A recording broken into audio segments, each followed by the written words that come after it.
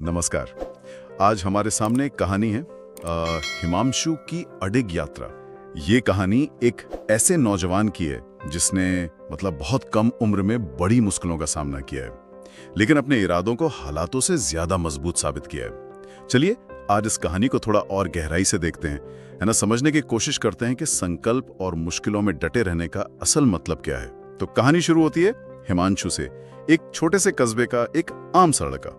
बचपन में ही पिता का साया उठ गया और माँ को, जैसा कहानी बताती है, गुजारा करने के लिए दूसरों के घरों में काम करना पड़ा। तो शुरुआत ही आप कह सकते हैं संघर्ष के बीच हुई। हाँ बिल्कुल। और यहाँ से एक दिलचस्प बात सामने आती है। अक्सर ऐसी मुश्किल परिस्थितियों में बाहरी दबाव इंसान को तोड़ देता है। गांव वाले भी, जैसा कहानी में है, वो उम्मीद खो चुके थे, कहते थे अरे इस लड़के का कुछ नहीं हो सकता। लेकिन हिमांशु के अंदर वो कुछ और ही चल रहा था। बिल्कुल, वो बाहरी निराशा के बावजूद टिका रहा। दिन में स्कूल जाता था, शाम को दुकान पे काम, और फिर रात को सोचिए लालटेन की हल्की सी रोशनी में पढ़ाई। ये सिर्फ मेहनत नहीं थी, ये तो रोज का एक संघर्ष था। और उसके मन में बस एक ही धुन थी, है ना, कि अपनी माँ को इस मेहनत भरी जिंदगी से निकालना है। ये जो आपने कहा एक ही धुन, ये बहुत जरूरी बात है। कहानी इसे मन की शक्ति कहती है, पर अगर इसे थोड़ा और खोले तो ये शायद एक बहुत मजबूत क्यों, वाई का होना है। माँ के लिए कुछ करने की जो इच्छा थी ना, वो सिर्फ एक भावना नहीं रही, वो एक ठोस अंदरूनी मकसद बन गई थी। ये बाहरी निराशावाद पर अंदरूनी प्रेरणा की जीत का पहला संकेत था मेरे ख्याल से। और ये अंदरूनी ताकत फिर आगे भी काम आई। 12वीं में अच्छे नंबर तो आ गए, चलो वो ठीक है, पर आगे कॉलेज की पढ़ाई, उसके लिए पैसे कहाँ से आते? यहाँ आकर तो ज्यादातर लोग शायद हिम्मत हार जाते हैं, पर हिमांशु रुका नहीं। सही कहा, उसने परिस्थितियों को अपने ऊपर हावी नहीं होने दिया, बिल्कुल नहीं। सुबह अखबार बांटना, फिर दिन में लाइब्रेरी में काम करना और रात में कॉलेज जाना। कहानी बताती है कि वो दिन में करीब 16 घंटे तक काम कर रहा था। ये सिर्फ शारीरिक सहन शक्ति नहीं है, ये तो मानसिक दृढ़ता का एक बड़ा सबूत है। 16 घंटे, ये सुनने में ही थका देता है। लेकिन जैसा आपने कहा, शायद वो लक्ष्य इतना साफ था उसके सामने कि ये थकान, ये सब मायने ही नहीं रखता था।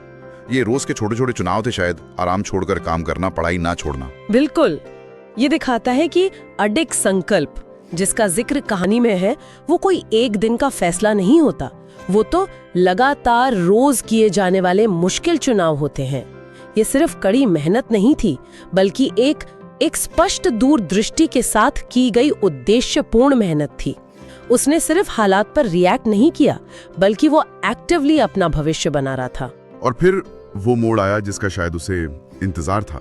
3 साल की इस बेहिसाब मेहनत के बाद उसने सिविल सर्विस की परीक्षा पास कर ली।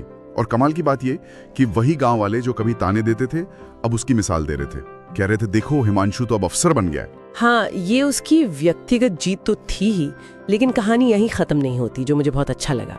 उसने अपनी माँ की देखभाल का अपना जो निजी लक्ष्य था वो पूरा किया, पर साथ ही जैसा कहानी बताती है, वो अब गरीब बच्चों को मुफ्त में पढ़ाकर समाज को भी कुछ वापस दे रहा है।